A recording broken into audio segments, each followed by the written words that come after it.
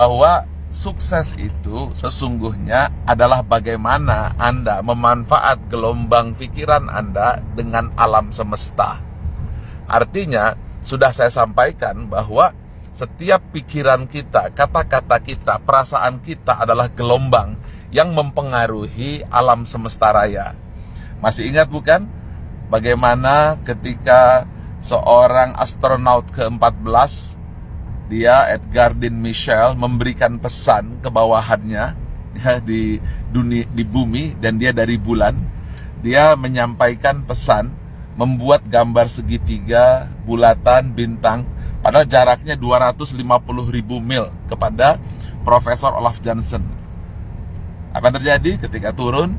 Ternyata apa yang digambar di pikirannya tertulis persis sama seperti yang di kertasnya Profesor Olaf Jansen. Artinya bahwa pikiran itu langsung berhubungan dengan alam semesta, dan alam semesta adalah ciptaannya Tuhan atau kekuasaannya Tuhan. Karena itu mengapa terjadi hukum law of attraction. Nah, caranya adalah Anda ibarat di sini adalah gelombang TV atau radio, maka Anda harus mampu memutar channelnya supaya terkoneksi di sebuah alam kuantum atau disebut dengan alam anugerah, di mana semua kata-kata menjadi terkabulkan, doa semuanya diterima.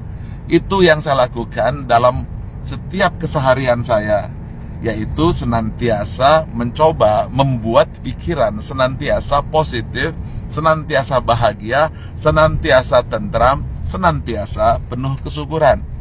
Dan step itu akan membuat kita selalu bukan hanya terkoneksi, tapi menciptakan dimensi positif. Bagaimana caranya? Ya, ada dua cara nih. Cara yang pertama adalah, ini agak unik, yaitu Anda seolah sudah mendapatkan apa yang Anda impikan. Lucu ya, seolah sudah mendapatkan apa yang Anda impikan. Jadi Anda merasa seolah Anda sudah memiliki, padahal belum Anda miliki. Anda merasa bahagia seolah itu sudah di tangan Anda, padahal sesungguhnya masih jauh dari tangan Anda. Anda seolah merasakan Anda begitu happy, begitu bahagia, padahal itu semua belum ada dalam pikiran Anda. Namun apa yang terjadi? Ketika hal itu Anda lakukan, Anda sudah terkoneksi, mengirimkan sinyal ke alam semesta, maka dimensi alam semesta dengan pikiran Anda rentang. Rentang itu semakin lama semakin mendekat, akhirnya terwujud. Ini adalah rahasia sukses mudah tapi bahagia. Oke, mungkin Anda tidak percaya, itu yang saya lakukan ketika saya membangun Menara 165. Saya tidak punya uang, saya bukan kontraktor, saya tidak punya tambang emas. Yang saya punya hanyalah pikiran dan hati. Saya cuma punya gambar Menara 165, lalu saya visualisasikan, saya lihat, saya perlihatkan, seolah itu sudah terjadi. Believe it or not, tidak sampai 5 tahun itu menjadi kenyataan. Lalu saya ingin punya kampus, karena saya dulu dosen, pengajar di Politeknik Universitas Udayana, tapi saya tidak pernah jadi rektor. Maka saya hanya menggambar logo kampus seperti ini, bawahnya seperti ini, gambarnya menara. Kemudian saya katakan, saya punya itu. Bukan saya akan punya, saya punya itu. Believe it or not, sekarang kampus itu sudah ada 7 tahun yang lalu, namanya SQ Business School. Lalu saya lakukan lagi. Saya ini suka sekali film The Last Samurai. Lalu saya lihat, saya tonton, saya rasakan bahwa saya adalah samurai. Saya punya pedang-pedang kuno, pedang-pedang Jepang yang asli. Saya pikirkan, saya rasakan, seolah sudah. Believe it or not, tidak sampai 2 tahun, saya sudah menjadi juara 3 dunia pertandingan samurai di Yokohama, Jepang di tahun 2009. Dan saya punya 7 bilah pedang asli Jepang yang sangat jarang di Indonesia. Apa kuncinya? Melatih kekuatan pikiran dan perasaan seolah itu terjadi sebelum kejadian. Karena itu, apabila Anda memiliki sesuatu, maka Anda harus belajar mensyukuri. Latihan sederhana. Contohnya, Anda punya apel. Oh, Anda lihat, itu enak sekali apel ini, saya syukuri. Karena kebanyakan ketika melihat apel, ya apelnya kecil sekali, akhirnya Anda nggak dapat. Kemudian ketika Anda punya pisang, Anda mengatakan, aduh terima kasih saya punya pisang, bahagia sekali. Tapi kebanyakan, aduh pisangnya hitam-hitam nih, pisangnya busuk-busuk. Maka ketika seperti itu, Anda lost kontak, lost koneksi dengan alam semesta. Atau ibarat Anda sedang menonton channel musik atau TV yang Anda sukai, tiba-tiba distract, channelnya langsung putus dan Anda tidak terkoneksi dengan alam semesta, di mana dimensi itu yang senantiasa menolong mewujudkan.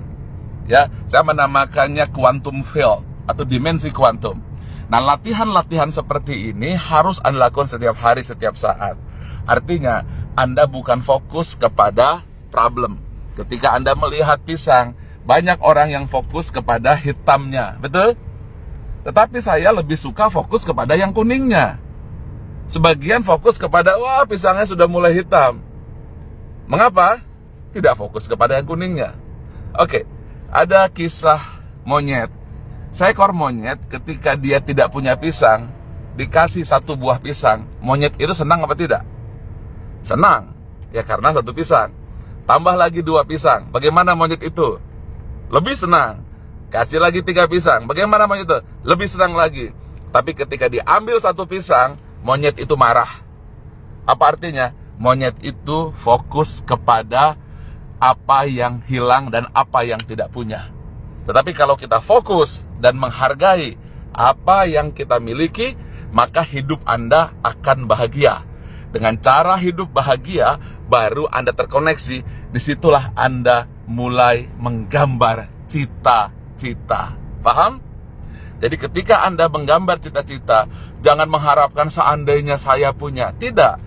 Ini memang agak lucu, unik, tapi saya sudah lakukan berkali-kali, hampir semuanya.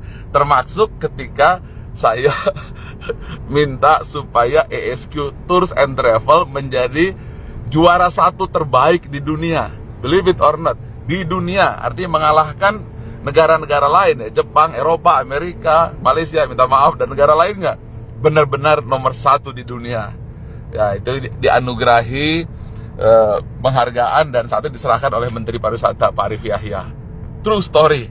Kuncinya adalah ketika Anda meminta, Anda bukan seolah itu masih jauh, tapi Anda merasakan itu sudah di depan mata.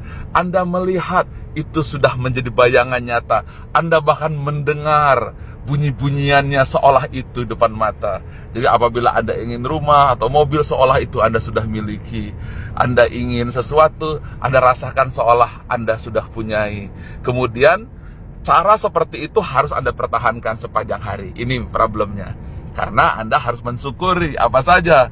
Bahkan ketika melihat jalanan, Anda puji, waduh bagus sekali ya itu pagar-pagarnya, garis-garis putihnya, zebra crossnya, tulisannya bagus sekali, waduh pohon-pohonnya. Seperti itu saja lakukan, karena dengan cara seperti itu Anda senantiasa bersyukur. Dan itu juga sebuah rahasia kunci. Mengapa dalam surat Ar-Rahman dalam surat Ar-Rahman 31 kali diucapkan, lalu nikmat mana lagi dari Tuhanmu yang kamu dustakan. Oke, senantiasa bersyukur, sekecil apapun syukuri. Lalu Anda gambar harapan Anda seolah itu sudah kejadian. Rasakan, fikirkan, dan dengarkan seolah itu sudah ada depan mata. Dan biarkan semesta alam yang mewujudkan. Demikian, selamat mencoba. Jangan lupa share, komen, tag sahabat, kakak, adik, teman. Karena kalau dia tidak tahu ilmu ini, mereka rugi. Tapi kalau mereka tahu ilmu ini, mereka insya Allah akan jauh lebih berhasil menjadi kelompok yang 5% dan terhindar 95% gagal. Pagi. Assalamualaikum warahmatullahi wabarakatuh.